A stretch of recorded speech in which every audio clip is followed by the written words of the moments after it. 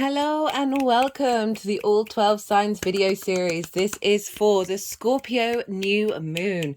That's happening on the 13th of November 2023. I will be reading for Aquarius and Capricorn in this video.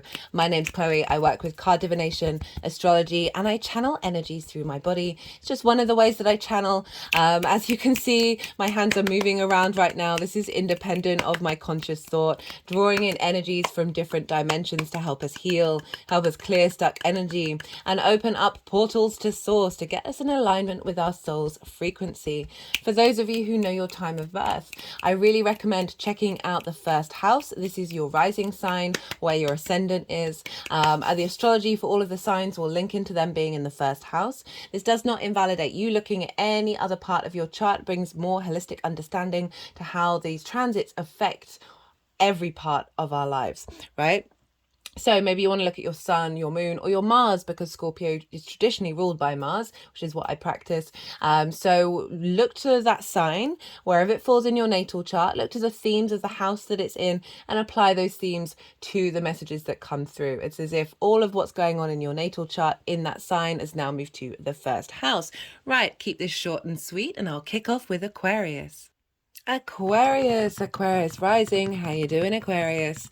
Right, for those of you tapping into the Aquarius energy, and it doesn't fall in your first house, look to the house that it does fall in. Look to the themes of that house. Apply those themes to the messages that come through. It's as if that did we get a flipper? We did get a flipper. As that full card's been showing up a fair amount for people. Okay, right, so that Aquarius energy, wherever it is in your chart, look to the house, look to the themes of that house, apply those themes to the messages that come through. Take everything in that Aquarius house, astrological points, planets, themes, and it's as if it's now all moved to the first house, but with everything that's going on in your natal chart, and just apply that to the messages that come through. Right, okay, I'm pulling cards for 3 piles. The first pile is the energy leading up to this new moon. So I just want to just say off from the top that the energies have been very insistent of doing what they need to do when they need to do it. Usually I have a modicum of control that means I can power through and keep talking about the astrology and shuffling at the same time. But they have been super insistent on putting that deck down and making sure that what needs to happen happens. So do bear with me with this. It might make the reading a little longer.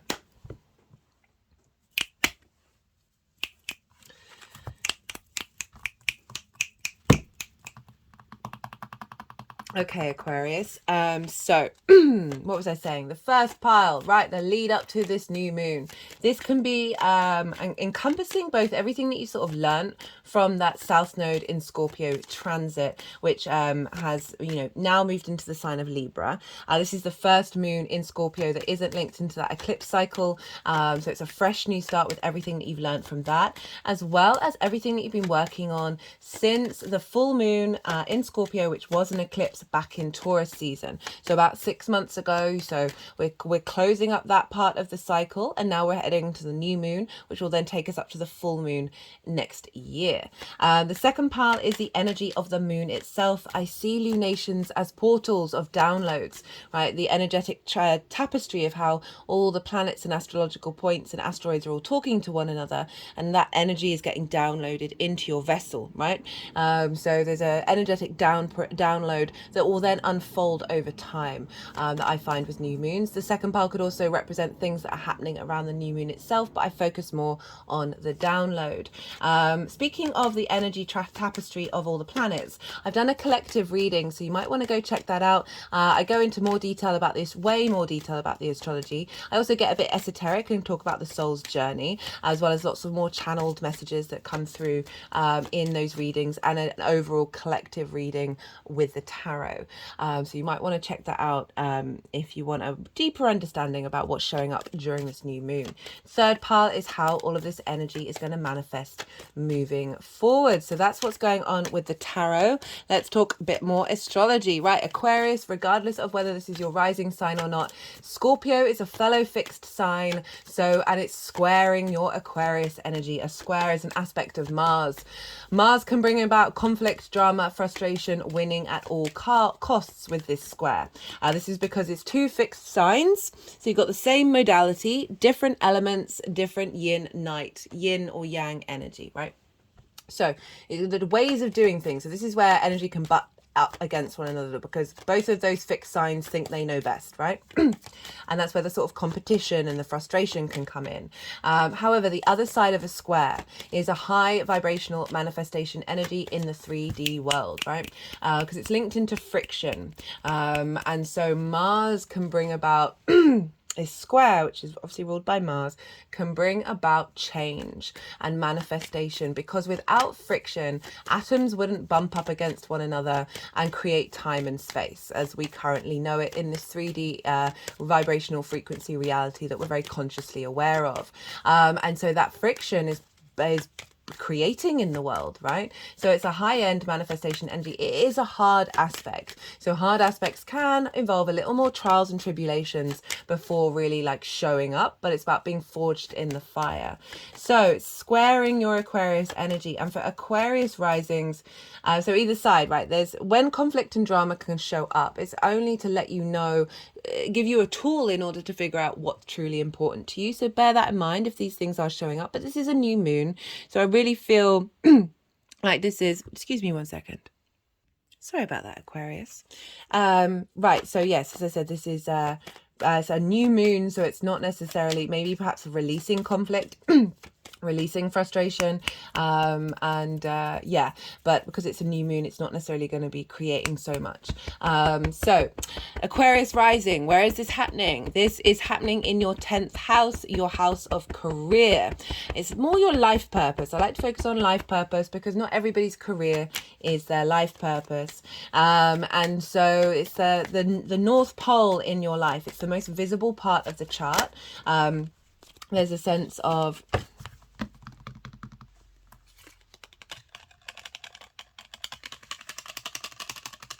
sorry, sometimes I just have to go quiet when they're doing this because yeah, I'm just trying to let it flow naturally.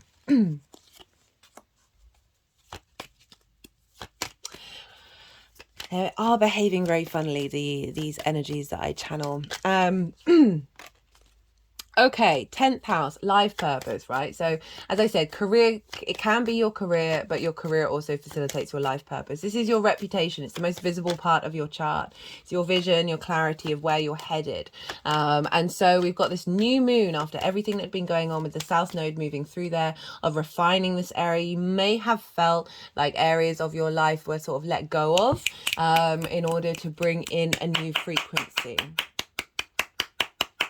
A recalibration. It can also, wherever the South Node was, can feel very familiar. So you may have spent the last couple of years like really honing in what it is that you want on a very refined level in terms of your life purpose.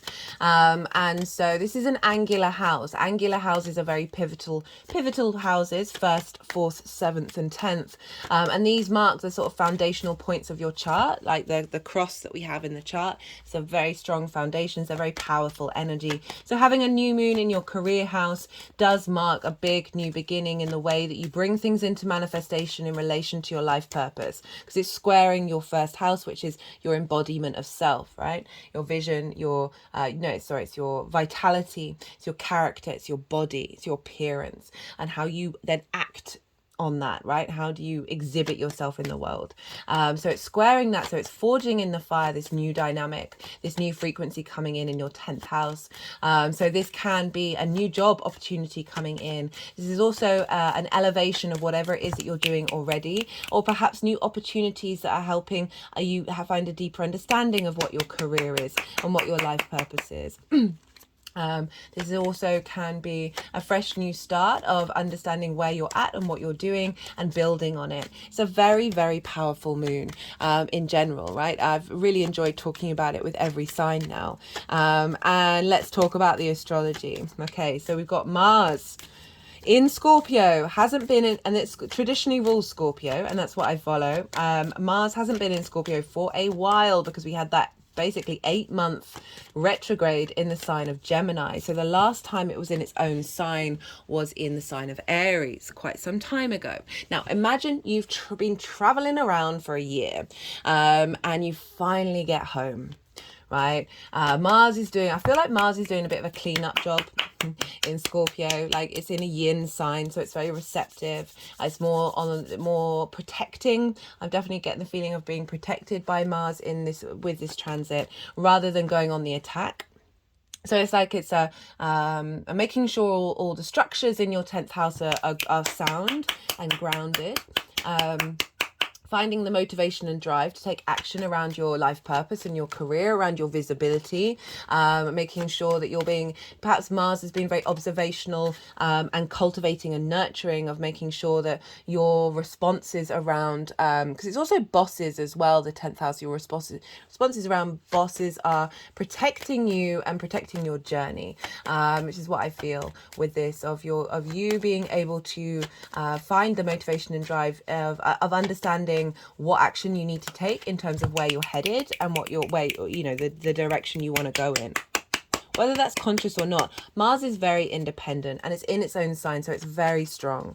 And not only that, but Uranus is opposite this Sun, Moon, and Mars. Okay, so if you think Mars is independent, Uranus then just knocks it out of the ballpark. Uranus is the oddball of the solar system. It's quite different in its in a lot of aspects in relation to the other planets, but it's still in the solar system. Uranus really exhibits the qualities of liberation and independence, of being confident and comfortable being your unique self in a social structure that is then able to bring in new cycles, bring in new formations. And it's very much liberation energy, genius energy, maverick energy, breaking, as I said, breaking out of conformity. And Uranus is in your 4th house of your home, your roots, your foundations. You may have felt a bit more independent and a bit more confident being your unique self in your private life with your parental figures, in and allowing space for the maverick energy to come through into your foundational space. So we've got these two incredibly independent planets opposite one another at a moon which is governed by Mars, and so it really feels like a very liberating energy. Uranus is providing you source information from your roots and your foundations, from your ancestors, both bloodline and source energy like spirits, past life stuff, and that's feeding into this Mars and this new moon of taking you to the direction that you want to be going to, whether you're conscious of it or not. You're just going to have a more instinctive, intuitive impulse to take action around things that are going to be propelling you forward on this new journey.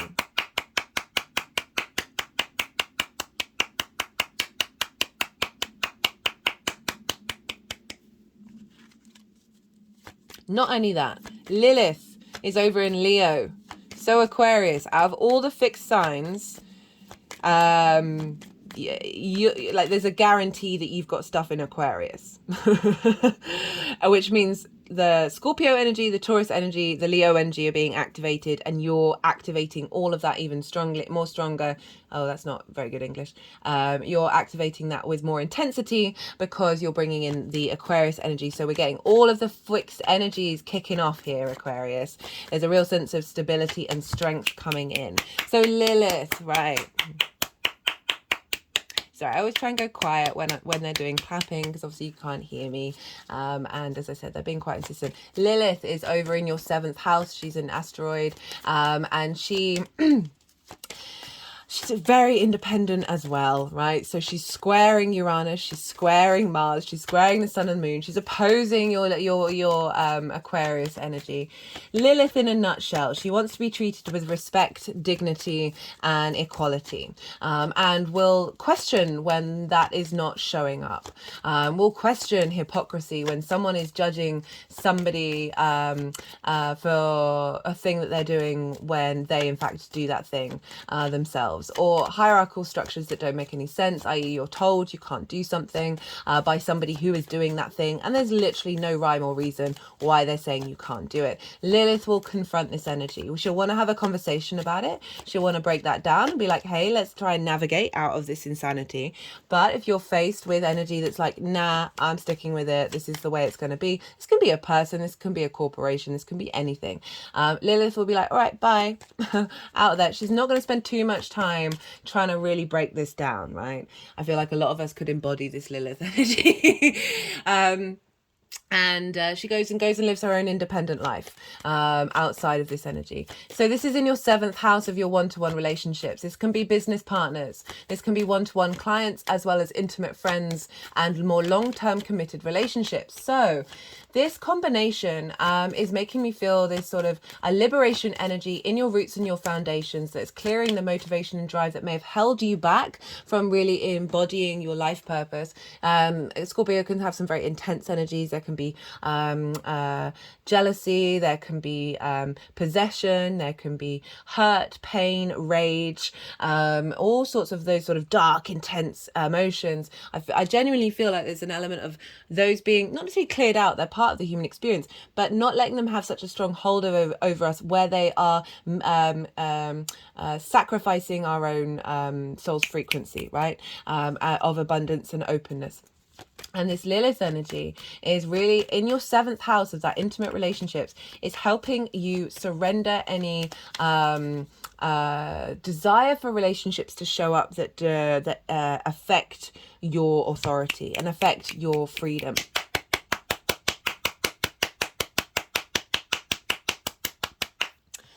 If it was just that, if the astrology was just that, I'd be a little bit nervous for everybody, because this is a very high octane, energizing, liberating, but also independent, like so independent, it almost might not give a damn about anybody else, right? That's not what we really want with independence, because we are individuals in a tribe, right? It's not about separating ourselves from things. It's about, as I said, Uranus is in the solar system. It's happy being itself, doing its own thing. It's not feeling small because it's different in any way. And so if it was just this astrology, I'd be a bit nervous, because it's very, very independent energy in fixed signs, which are very stubborn. I say that as a fixed sign rising. This could be really explosive, but don't worry. There's another prong to this, and it showed up in the collective reading very interestingly. Both the Emperor and the Empress showed up, because a lot of what's going on in the sky is being governed by Venus. So let's talk about it. So we have the goddess, Earth goddess asteroid Ceres, in the sign of Scorpio. So this is still in the governance of Mars, because Mars is governing what's going on in Scorpio. Ceres is there, and she is linked into the fertility of the earth, the harvest, the bounty, a deep sense of nourishment. And if we didn't have her conjunct Mars, conjunct the sun and moon, I'd be a little nervous that there might just be a little too much independence showing up that might actually not do us any favors. But because Ceres is there representing this nourishment, this fertility, what this new moon is planting new seeds of nourishment, expanding out into the cycle, right? This new moon, we're going to start taking action on it in terms of your career house. So you're making sure that this very feisty energy that's feeding into your career house isn't going to essentially like cut off your nose to spite your face, because we've got Ceres there that's bringing in this grounded Earth Mother nourishment energy. Not only that, we've got Pisces, we've got Neptune making a trine to this moon. Trine is an aspect of Jupiter, bringing elevation, cohesion, expansion, a sense of deep wisdom, and through that wisdom we then find opportunities, a sense of luck, a sense of abundance come in. And you have Pisces in your 2nd house of your resources. So this is the skills and tools that you have in order to bring in regular income. It's also the things that you value. It's your manifestation skills, as well as, most importantly, how do you value yourself? You've got Saturn moving through there, which I will talk about a little bit later. So you get a lot of strength of integrity in that sense of value, even though you may have come up some roadblocks. However, let's go back to Neptune. Neptune is for me, portal to source, right? It's all the frequencies, all the dimensions, all the possibilities of the universe manifest in individual form, but it's the collective of it all, the all within the one. And Neptune's really it's linked into the film industry. It is because it brings different realities into your own. Can be very idealistic, right? There's a magical, mystical element to Neptune, but it's also sort of all expansive. And it's in the sign of Pisces, which is also very fluky, very magical, and we're bringing about this new reality coming in from source energy in relation to your value, and how you bring money in on a monthly basis, a regular basis. It's the skills that you have. So we're bringing in a higher vibrational frequency level of understanding this value, feeding into your career house, feeding into your life purpose, of instigating a new cycle. So we've got a very soft energy of Neptune influencing what could be a very I don't give a damn energy of all that independent energy showing up. So I really like that softness. We also have Mercury square Saturn. So Mercury for you is over in your 11th house of hopes and dreams, friends, groups and alliances, and reaping the benefits from your 10th house. So you might just find yourself a little bit more chatty in groups and alliances, or collecting information that is going to facilitate bringing flow to your hopes and your dreams. And this is square Saturn in your resources, your sense of value. This is the first personal planet to square Saturn since Saturn went direct. If you want to go check out, there is a Saturn direct series. It's in its own playlist if you want to get a more understanding of what that direct motion for Saturn is looking like for you, Aquarius.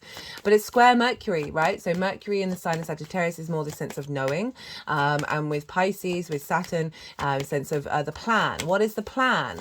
And so Mercury is able to then download some information from, in regards to your hopes and your dreams, that's then pouring in to Saturn in regards to strengthening your integrity around you understanding your value from a really high octane vibrational frequency, that is then elevating this new journey that you're doing in your 10th house of your career.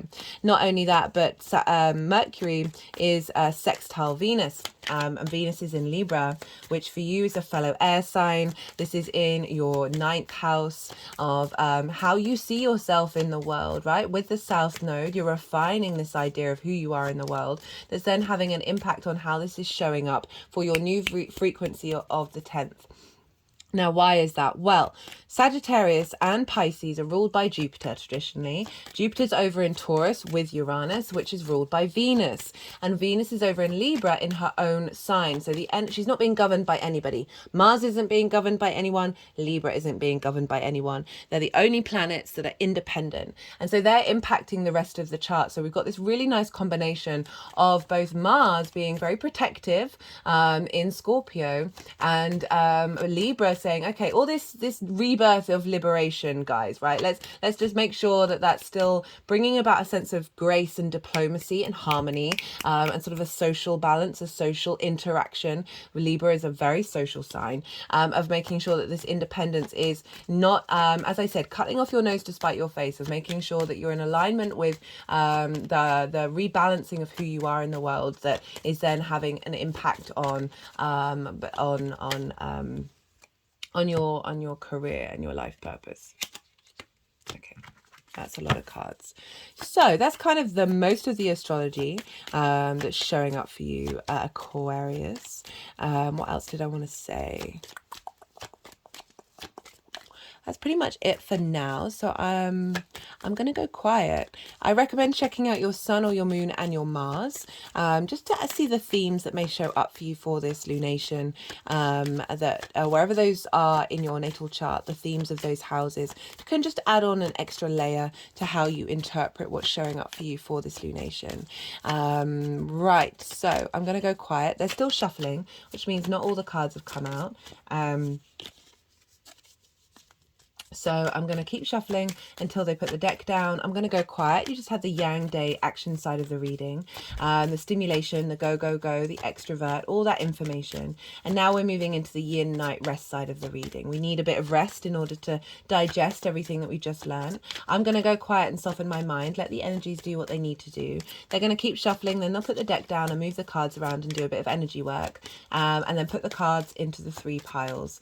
And then I'll bring back and start talking about the tarot. I call you to soften your mind as well, and just don't try and force all that information. Don't try and overthink it, and just let it settle into your unconscious mind, and see what intuitive hits are going to come up for you in relation to your own personal journey with this big new moon that's happening in the sign of Scorpio on the 13th of November.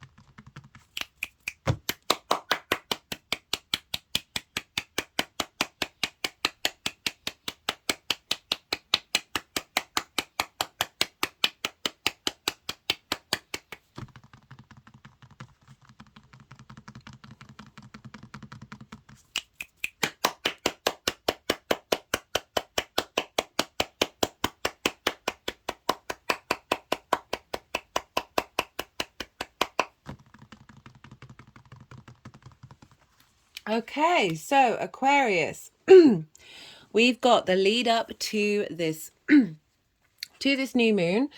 This is the Tower in reverse and the Knight of Cups, and the Tower upright is sort of structures falling down that don't serve you in the long term. If you see here, all the chaos is happening at the top of the tower. The foundations are still very strong, right?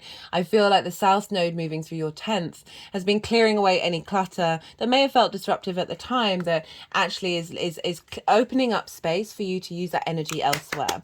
And it's in reverse, showing up here, of saying that those events have passed. It's now you mitigating and working through this new landscape.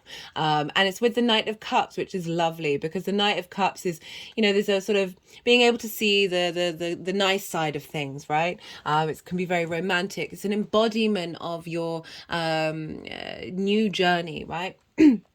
But coming at it sort of more in a romantic way. And I say romance not just linked into sort of like one-to-one relationships, but just really just finding the pleasure in what it is that you're doing. But with that sort of the mitigation and the navigation of this change of frequency, it feels like you're kind of doing it with a bit of a smile on your face, with a bit more ease. It doesn't mean that those things weren't difficult, but there's certainly, you've got the momentum and the drive to commit to re-embodying this new emotional experience that you've downloaded.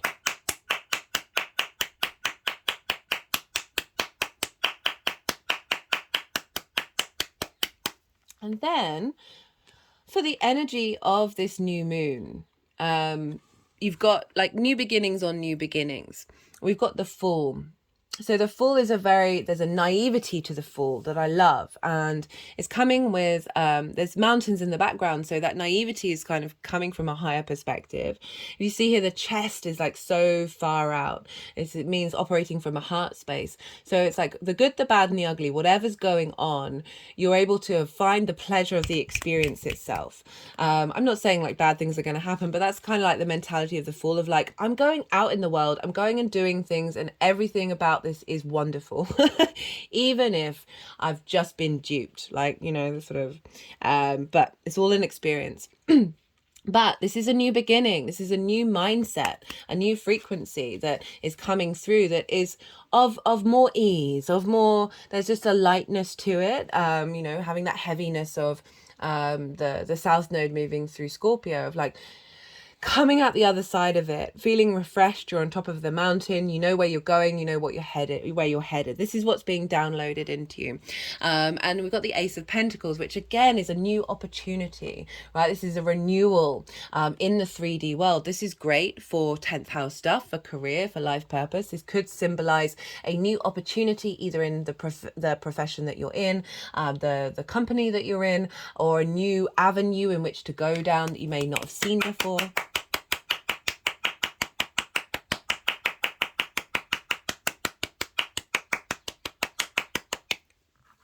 And again, we've got mountains. You see mountains here, mountains here.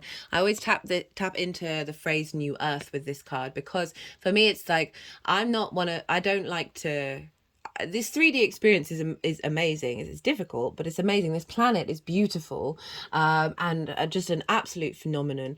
And we shouldn't reject that side of the 3D experience, in my opinion. And the Ace of Pentacles, because it's Earth energy, it's grounded. It is the 3D experience, but the mountains in the background is saying honoring of bringing in that 5D experience into this space.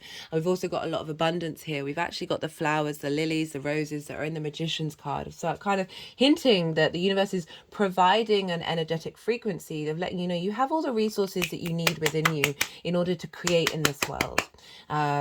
Great, like really fresh new start, guys. And it doesn't mean like end of job, doesn't, whatever. It's whatever that can be a building on whatever you're doing, but certainly a new mindset of going into it that's like creating a lot of space. Energy manifesting moving forwards. We've got some very powerhouse cards showing up for the 10th house of your life purpose, your career. We've got the 4 of Pentacles. This is about your inner sovereignty, your inner power in the material realm. We've got a crown here. We've got these pentacles over the feet chakras, heart chakra, and crown chakra. This represents an energetic protection, where you're not necessarily, again, that liberation energy, that sort of very independent energy. You are secure within your own being, so you can move through the world with strength and create security for yourself. With the 3 of Wands, this is very it's a very strong card, because it's acknowledging that you have put in the hard work. Again, this figure is standing on the top of a cliff, which represents the higher ground. Like, you've got a high perspective, you put in the work, it's manifesting moving forward. And you know, if you look, they're wearing armor. They're one of the most sort of I wouldn't say the most elaborate dressed tarot figure, but out of the figures, they are wearing a lot of different colors, and it's kind of implying all the layers of maturity and the skills and the qualities that you have. Think of that Neptune in Pisces, in your 2nd house of your values, the skills and resources that you have in order to embark even further on the journey moving forward, right? With confidence, right? The ships are going out. You're starting a new adventure, and I like this newness that we're then building on. That's actually then going to be building onto something even bigger.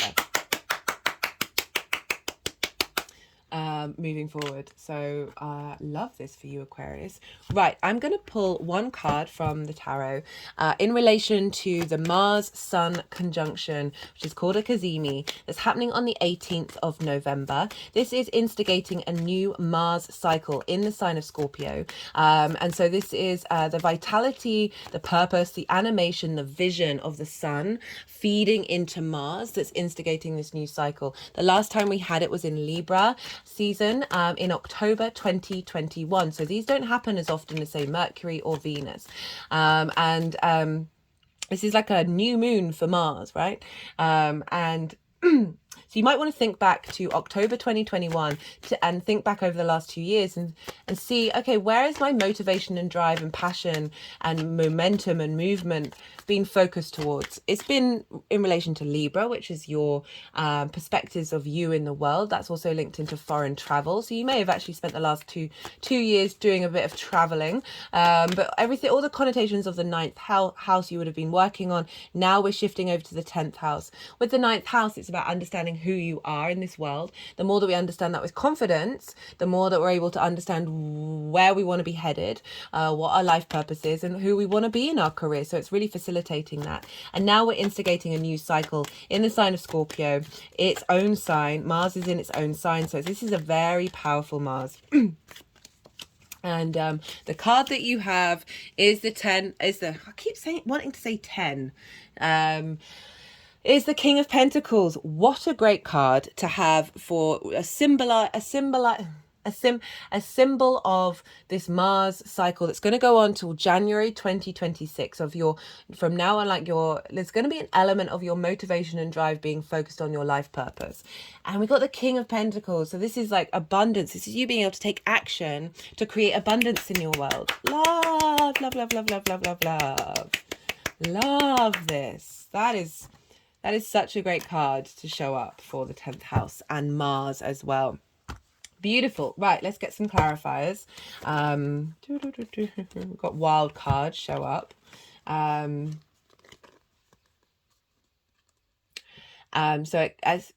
Interesting.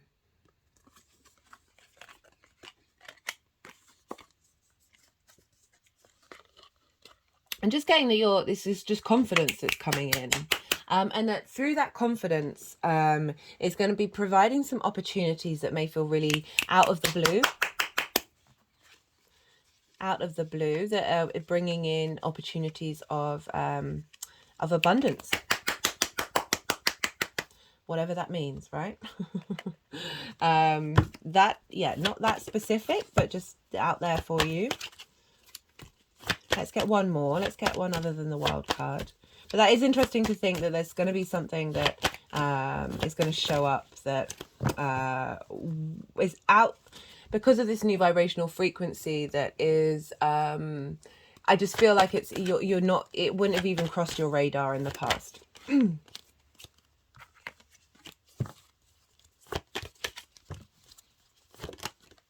We've got the moon, phases, mystery, instinct, discovery. So this is tying in with this card because this is about these ships going out and into new lands and bringing things back. That it feels like you're on a voyage of discovery of what your intuition is trying to tell you about your life purpose. And I feel like there's a real strengthening of you being able to mitigate this this movement forwards because of that King of Pentacles. Because even though that's linked into the Mars cycle, that's happening just after this new moon. This new moon is setting that up. So this is part and parcel of it, making sure that your needs are being met. Right, that's the moon's energy, right? How do you nourish yourself? Making sure that you are being nourished in this journey. Right, okay, let's pull one more clarifier. We've got compassion.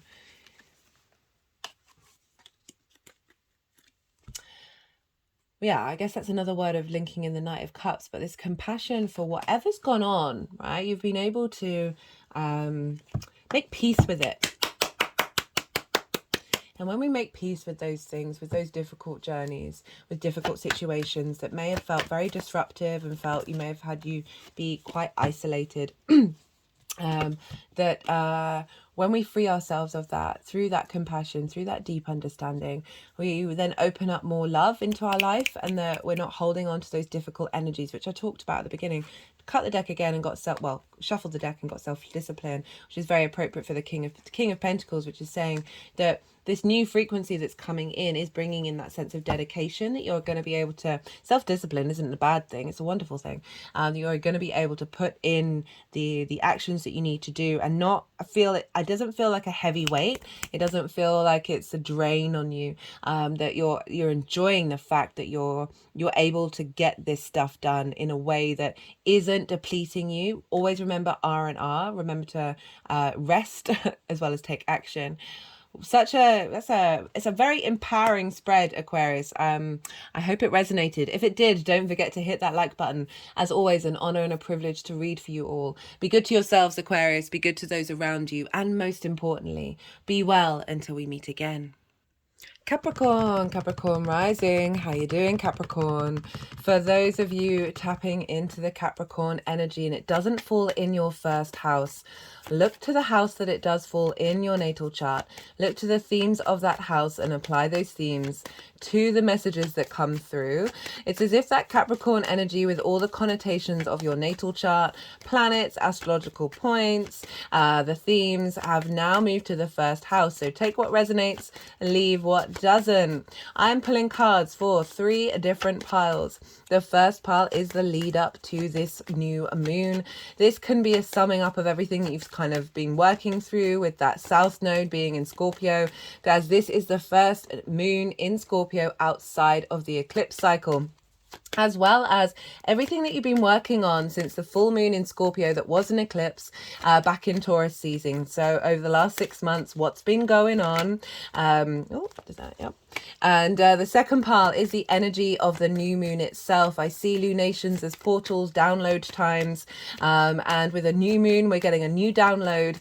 So this is sort of like the tapestry of how all the planets are talking to each other at the time of the new moon. This is what's the energetic principle that's being and frequency that's being downloaded at the time into your vessel that then will unfold moving forwards.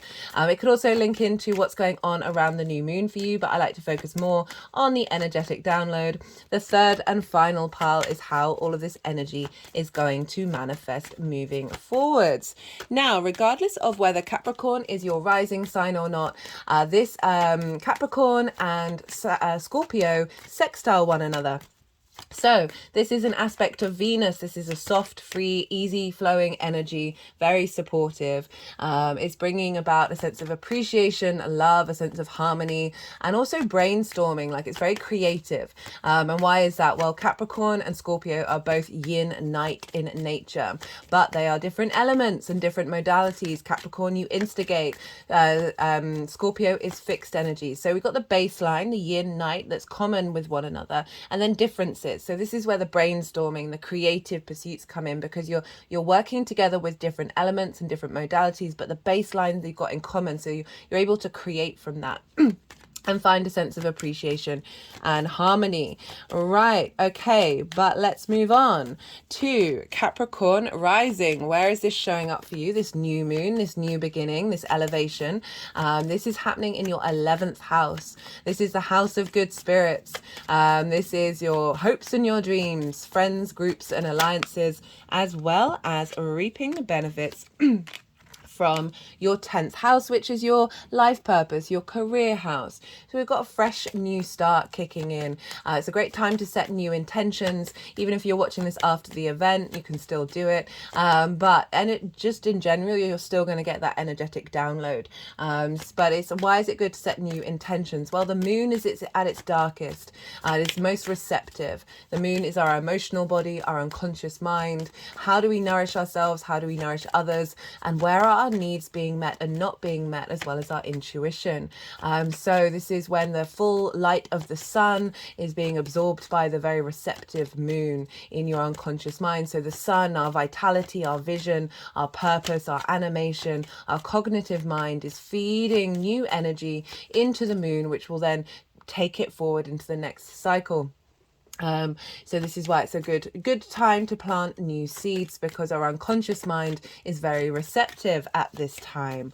Right, let's get on to the astrology. Well, no, let me think more. So this is a new moon around planting new seeds or elevating a new part of your journey in relation to your hopes and your dreams. This can also be wanting to bring in a new frequency around how you show up in groups, friends and alliances, or the kind of groups and alliances you want to draw towards you that are more in alignment with this new frequency. This is also a fresh new frequency in regards to what kind of benefits you're reaping from your 10th house. This is bringing in, as I said, a fresh new dynamic that's making positive alignments with your first house, Capricorn rising, of your embodiment of self, your vitality, your body, your appearance, your character, and often how other people see you. So this could be a new frequency coming in and how groups and alliances witness you, as well as brainstorming around new creative ways of tapping into your hopes and your dreams, as well as a general appreciation for the work that you do, your embodiment of self, that Capricorn first house energy, in what you're reaping your benefits from your 10th house as well. Right, let's get into the astrology. Let's talk about what this moon, it's a bit of a two-pronged energy, right? And it came up in the collective reading. We got the Emperor and the Empress, and that's because Venus and Mars are currently in their own lands, and this is affecting the rest of the chart. So that makes them very strong, very independent. Speaking of which, I've done a collective reading where I break down the astrology in way more detail, so that sort of that energetic blueprint. So if you want a deeper understanding of what that means, rather than just in relation to this sign, go check that out. I also get a bit more esoteric in my collective readings, and so I talk about the soul's journey, as well as channel a lot more messages, as well as doing that collective tarot reading. So that's already live, so you can go and check that out if you want a deeper understanding of what this moon's all about. Right, Mars rules Scorpio traditionally, and Mars has been in the sign of Scorpio for about a month.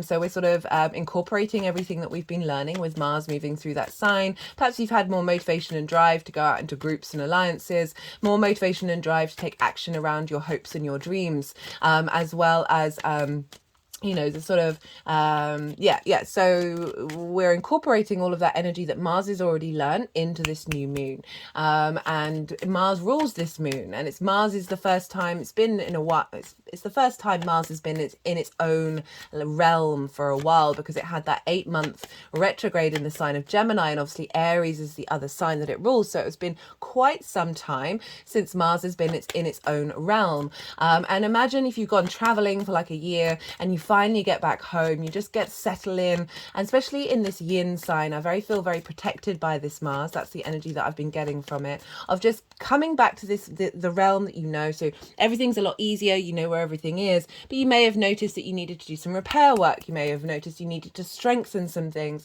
so you've just had a little bit more as a nourishing energy of Mars, of figuring out, of observing this area of your life and figuring out what strategies and what nourishment to put into it.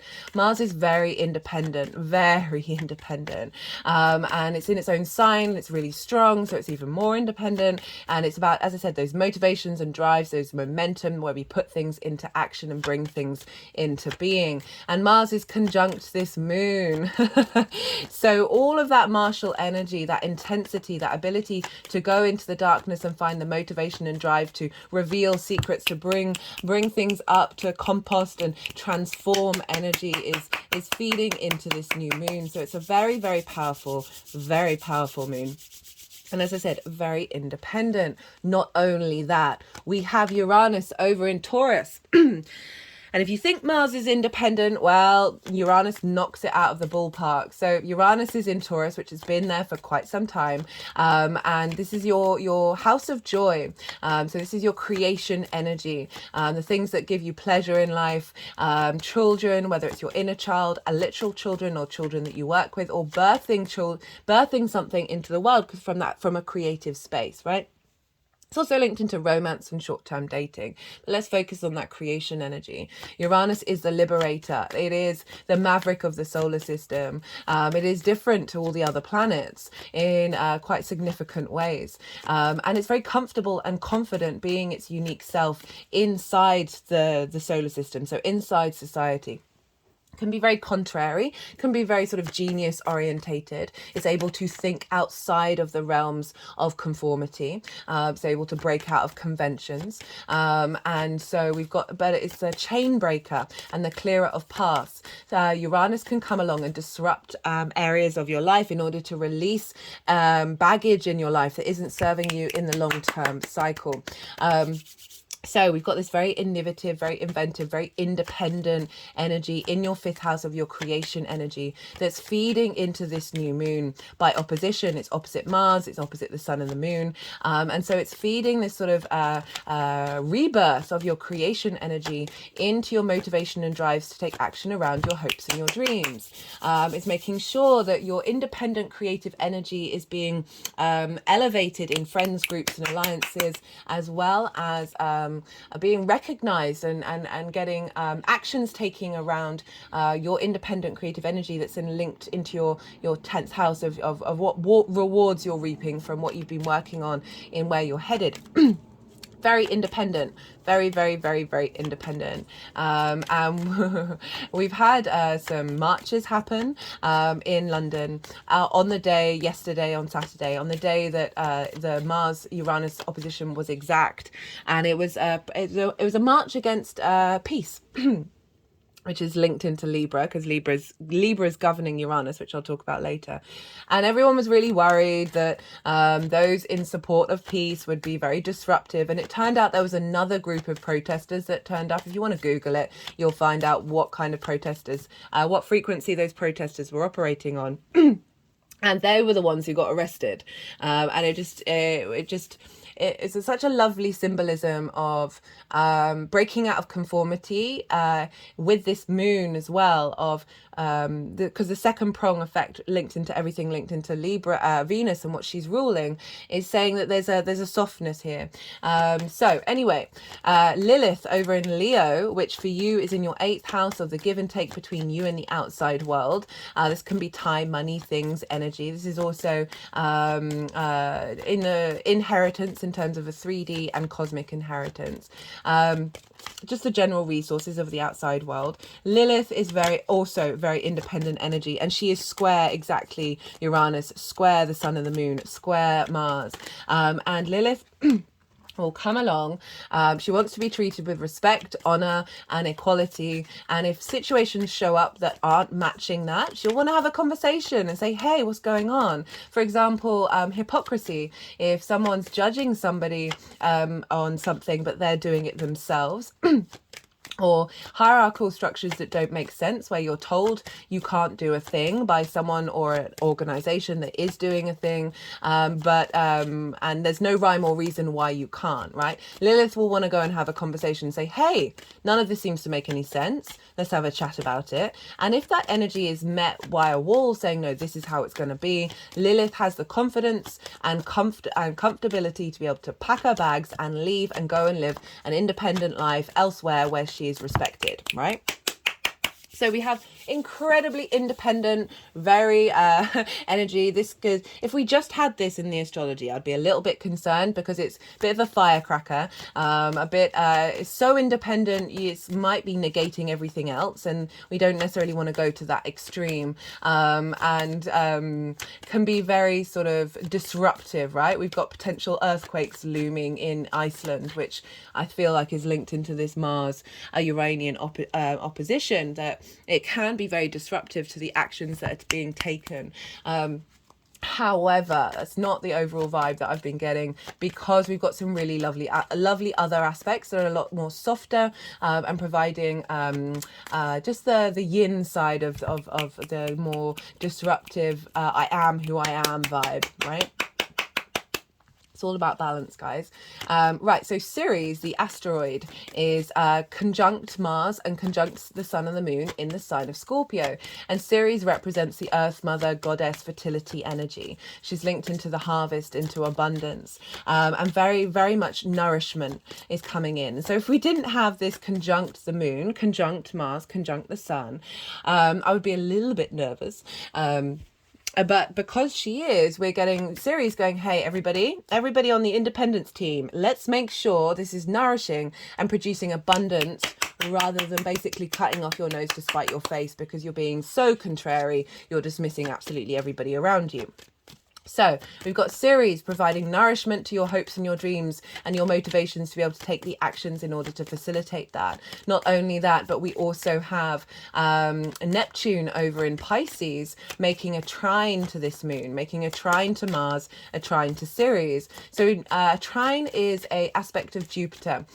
So Jupiter wants to provide elevation, expansion, or wisdom, a sense of knowing. And with that knowing, abundance and luck and opportunities and a sense of ease can come our way. So Neptune is over in your third house of communication, your day-to-day, your local community, learning something new for the first time. But I'm really going to focus on communication with this one.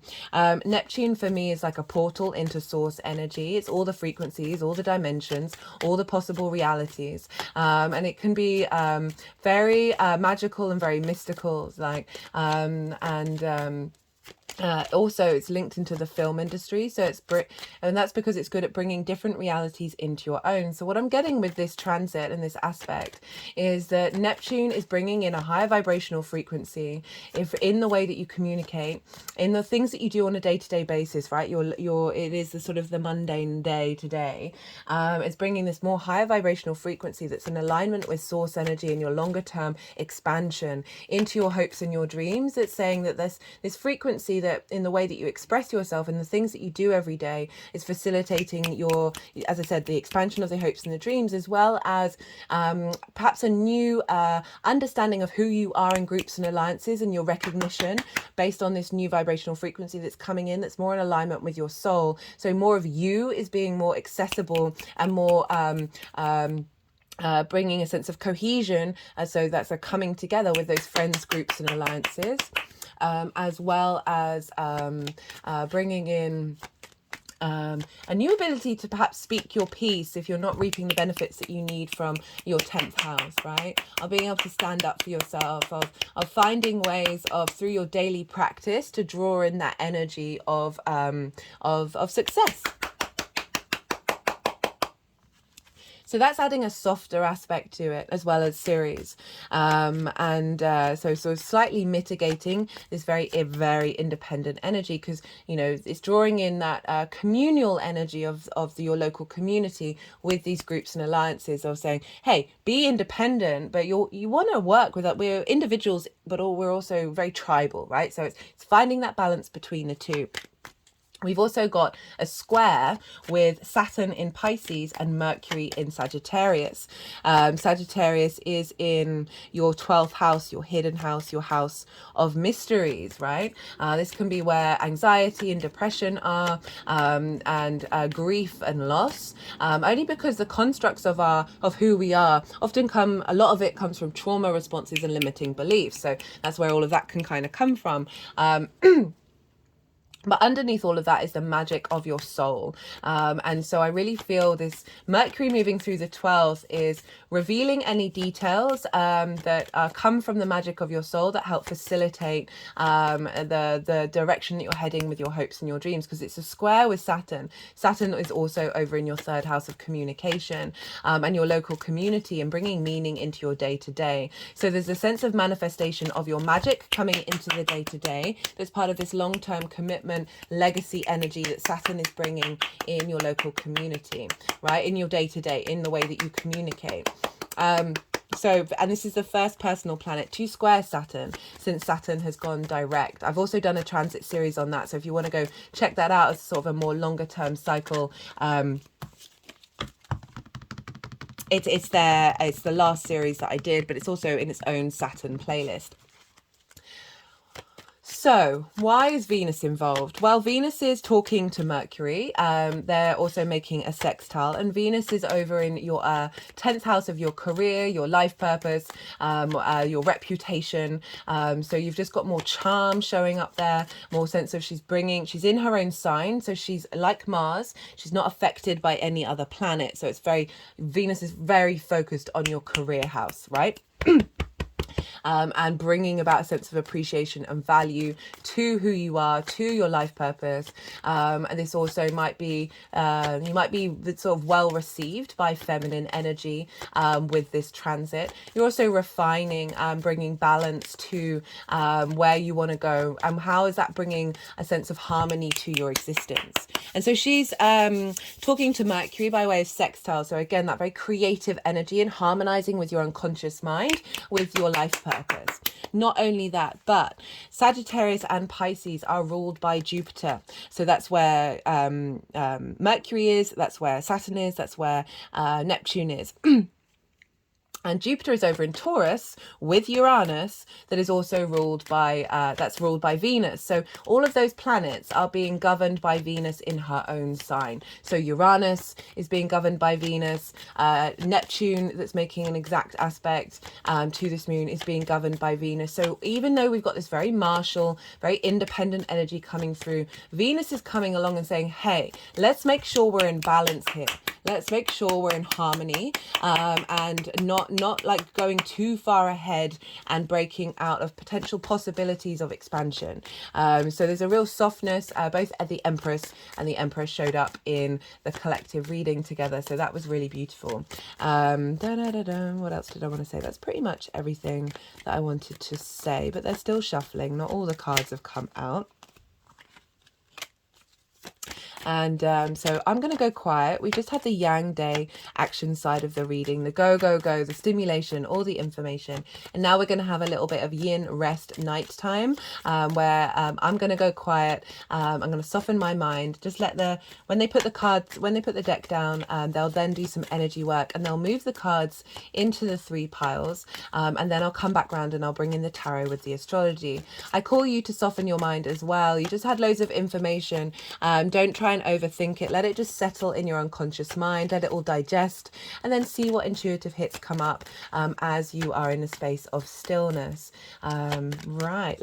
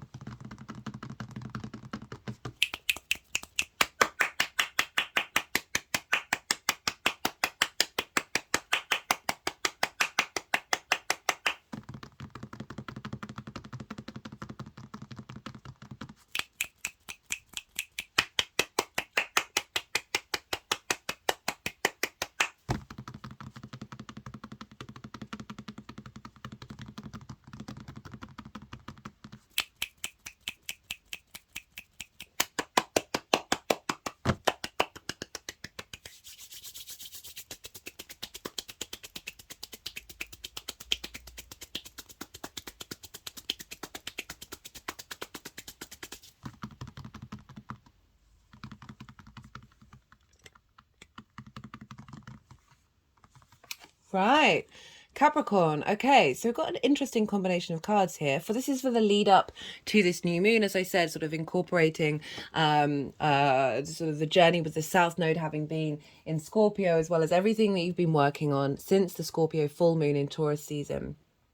We've got the Five of Swords with the Six of Cups and the Two of Wands. The Five of Swords, for me, this is one of the most difficult cards to look at in the tarot. It's just energetically, it's everything that's going on here is kind of like, oh, why? Well, it's very much the human condition, right? So we've got the bully and we've got the victim mode, right? And the bully has won, but it's carrying the Three of Swords, right? And this is like that heartbreak and the grief and like winning at what cost is this card. You see all the jagged clouds that kind of represents disruption. And we are both, we hold space for both of these energies, right? Bullies were often victims as children, right? And then they go and recreate that out in the world. And if we think about this as swords, as sort of like the thoughts and the words in your mind that may be a bully to you, that may cause you to have put yourself in this victim space of not feeling like your hopes and dreams are manifesting, especially with that south node being there, because it can be very draining and it can be releasing, and also not things necessarily, but it's a refinement energy, but there's an isolation there. So you may have felt quite separate from your hopes and your dreams, or not just potentially seeing them manifest. And this also could have felt like isolation around from groups and alliances, where perhaps you just felt like a little on the outside, or that there was certain energy that was causing you to go inward, right? So there may have been some more conflict energy. This may be, again, not getting what you needed from your 10th house as well, but just... this acknowledgement that there may have been a bully in your head, right? That a limiting belief in your mind. My hand has just gone over my third eye. A limiting belief in your mind that is, whether you're conscious of it or not, that has potentially put you in this state of thinking that you've lost everything and you're never going to have anything. And if you are going to have anything, it's just going to be heartbreak, right? And that with this combination of cards, this is saying that you've been like, I'm not feeling like this is so loud of an energy, like this has been like really dramatic. It may have been dramatic during the eclipse cycle, but this is this is incorporating from that full moon eclipse to now, that you've been working with this energy and in order to liberate it, because it's come with the Six of Cups and the Two of Wands, which really do imply that you've shifted your way of looking at certain things, right? So the Six of Cups this is an offering from the past to help you change your perspective emotionally. You see here all these cups are full, and there are in fact flowers coming out of it, this sense of abundance from being at peace with everything that's happened in your past, right? So removing of this liberation, from this limitation, sorry. My head just sort of rolled back as I said that. This is also the biggest house in the tarot. So this represents a sense of safety and security, that there's been a growth towards establishing that. It may not be fully enforced because we've got the Two of Wands. Now, this is about getting the lay of the new land, where you're now sort of, your perspective has been shifting and changing. And so you've had to be in contemplation of this. You've had to, this figure is preparing for a new journey, right? And this new moon very much feels like a rebirth, a liberation energy. And there's an element of restlessness as well, because this figure is like looking out. It's got the world in its hand. It's like, okay, I've got to do this. I know I've got to put in these foundations in order to make sure where I'm headed is going to work really well. But there's an element of frustration, of like wanting to be in a different scenario. But this is long-term manifestation energy. So whatever you've been working through, whatever sort of hiccups and sort of that sort of frustrations of wanting to get things into gear, that south node's now past, right? There isn't a drain on your energy. You've learned so much from it. We always learn from the south node, even if it might have just sort of taken up a lot of our energy. But you've really established a higher perspective, right? Because this figure's like on the top of a castle, which represents like being on the higher ground, having gone through this journey.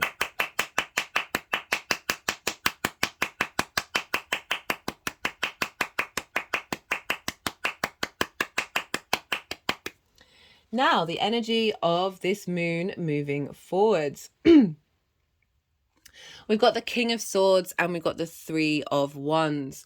Now, the King of Swords, this is clarity coming through. This is ability, having gone from the Five of Swords, where it's all conflict driven and not like no one's really winning in that scenario. The King of Swords, there's such a command of knowing what it is that you need. So this is the energy that's being downloaded that will unfold moving forward. You've got a command of your vision of then how to take action on it, right? Action on your hopes and your dreams. You're the truth of who you are, being more able to receive authority and respect in your friends, groups and alliances, as well as I'm just thinking about reaping the benefits from the 10th house. It's just, I just feel that there is a strength of character coming through where if you feel like you're not getting what you deserve, right? You think about Lilith in the 8th house of the exchange between you and the outside world's resources, that you're recalibrating your mind to bring in a frequency that brings in those rewards. That was an interesting channel. Okay.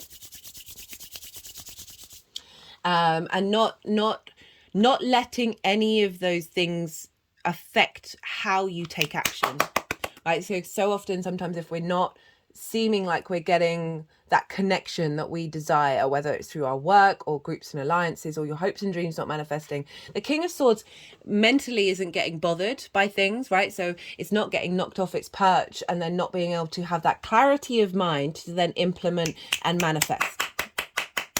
Okay, with the Three of Wands. So this is moving on from the Two, right? I love that. So the 2 is prepping, right? And making sure you got all your bases covered before entering into this new frequency. And then the 3 of Wands is this figure, again, on a cliff top, representing the higher ground, decked out quite finely, you know, protected as well, but embarking on this new journey that you've been restless for, right? Whatever that looks like to you. These ships are about to go out on a journey and bring back the resources to support and nourish you. So whatever it is, there's a confidence, right? This is a Dominion card. There's a real confidence in who you are and how you embody yourself and how you take action on this new journey of like expanding into your hopes and your dreams that aren't limited by this sort of conflict victim mentality.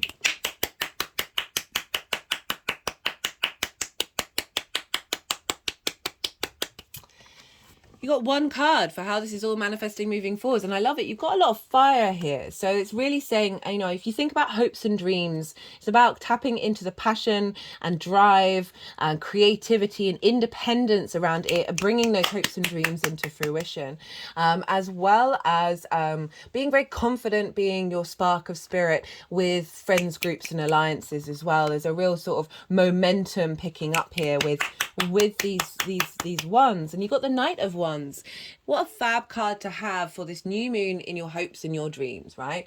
Of movement, right? There's limbo, a bit of limbo, there's taking the action, and then there's the embodiment of it. There's a momentum, there's a movement happening of you being able to embody this new frequency with clarity. Love that. And then being able to take action with it, being very confident in the actions that you're taking, that you are moving, that you are creating situations in your life that are facilitating your hopes and your dreams, as well as activating this sense of confidence and embodiment in friends, groups and alliances. Love that. Very powerful, very, very powerful reading, actually. Yeah. And moving away from this sort of conflict to this directness. There seems like a real certainty that's come in, that's like giving you the oomph that you need in order to activate this Knight of Wands that is saying you're just committed to what it is that you want to embody, right? Those dreams, those hopes, in a very creative, passionate way. Right, I'm going to be pulling one card for Mars's new cycle. Mars is going to conjunct the Sun on the 18th of November in the sign of Scorpio, and this is activating a new Mars cycle, whereas the new moons activate a new moon cycle. Whenever a planet conjuncts the sun, it gets a boost from the sun. It gets vitality, messages from the divine, clarity, a sense of vision and purpose and animation is feeding into Mars. And the last one that we had was in Libra in October 2021. So you might want to look back over the last 2 years and see where your motivation and drive and your passion was coming from and where it was headed. And it's likely that you'll find that you had more focus wherever Mars was, more focus on your hopes and on your life purpose and what that means to you, and what gives you motivation to take action in that way. And now it's moving into the 11th house of now that you've sort of got a more sense of your life purpose. It's more like, okay, then now how do my hopes and dreams fit into that? And now we've got Mars being activated, and that's going to go on until January 2026, when we're then going, the next cycle is going to be in Capricorn. So that will be about you, your embodiment of self, right? So now over the next couple of years, you might notice that your motivation and drive and your passion and desire to take action is focused around facilitating those hopes and your dreams. My toes are wiggling at that, of finding the motivation and action to engage in groups and friends and alliances, and have and take action with them, perhaps as well, like group activities.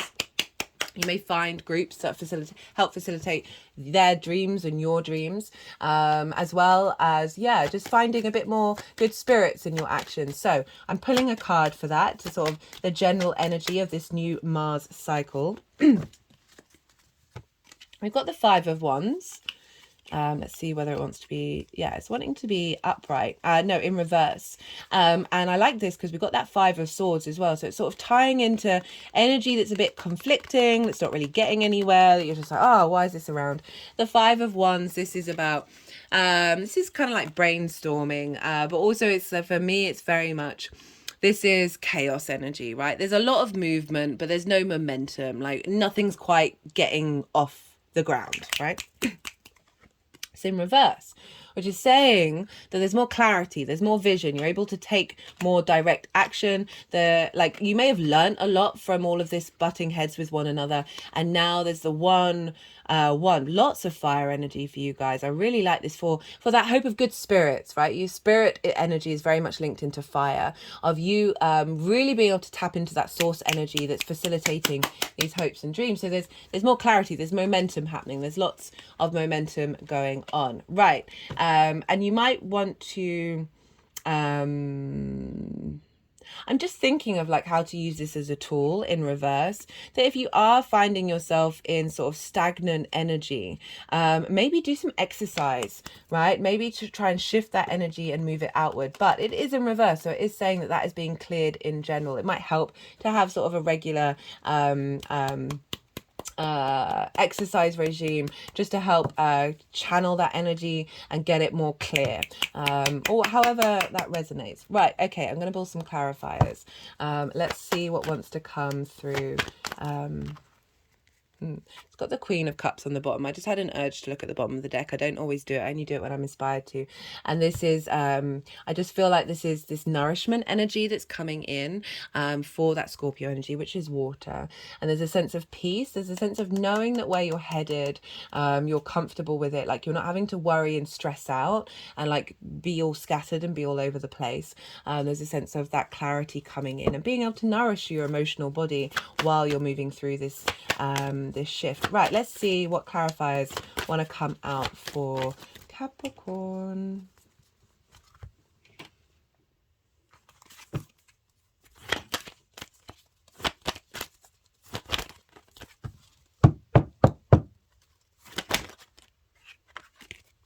We've got vibration, positive action.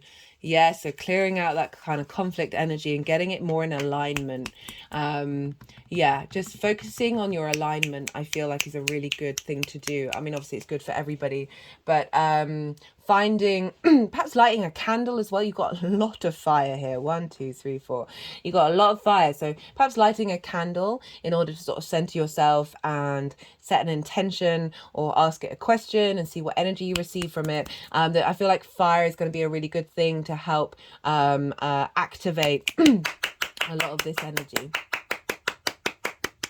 Love that. And it's a 3 as well, so it's matching this new dynamic that's coming in, that your actions are going to have momentum and drive and less chaos energy. Okay, let's get one more clarifier. This is the numerology deck. All the decks are in the description box if any of them take your fancy. So let's see what wants to come through for Capricorn.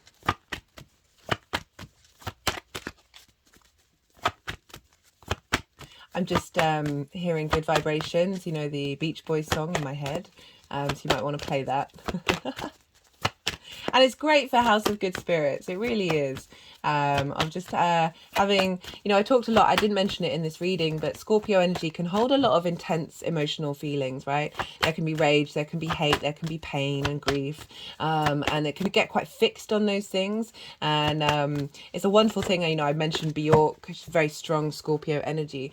And I think it's Playing Dead is one of my favorite tracks. That it really encapsulates that intensity of emotion that's part of the human experience, that we shouldn't shame it. It has its place, but I feel like it always needs to be released. Right, so maybe playing songs that help you tap into liberating certain energies, and then dancing and shaking it out and having some movement and momentum, and maybe lighting a candle can be a really good thing to clear out some energy to help you on your journey and mitigate any disruption to that energy field. But that sort of this whole setup of what's going on with this new moon really feels of like a switch of with the darker sides of the intensity of Scorpio, right? There's an element of paranoia, of possession, of jealousy, and so just like shifting out of gear with that. And that's why I love that the good vibrations have shown up. That there is an element of movement. There's around those energies that are can still play a part in your life, but it doesn't feel like they're having a hold over you, right? Okay. Final card for Capricorn.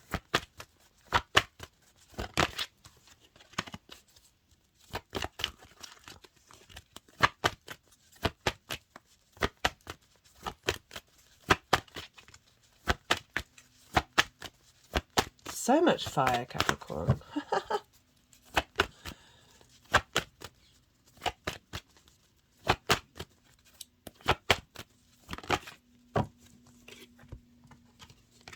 We've got perseverance. Yeah, don't give up. Keep going, even if it's been a difficult time. Just cut the deck and got synchronicities. Just saying that there's a shift of dynamic here of like the hard grind, which is no bad thing, to through that perseverance, there's a liberation energy coming out that is then like opening up certain dynamics that you'll see through synchronicities of pathways to go down. Right, Capricorn, I'm going to leave it at that. I hope you enjoyed this reading. If you did, do not forget to hit that like button and feed the algorithm. Be good to yourself, Capricorn. Be good to those around you. And most importantly, be well until we meet again.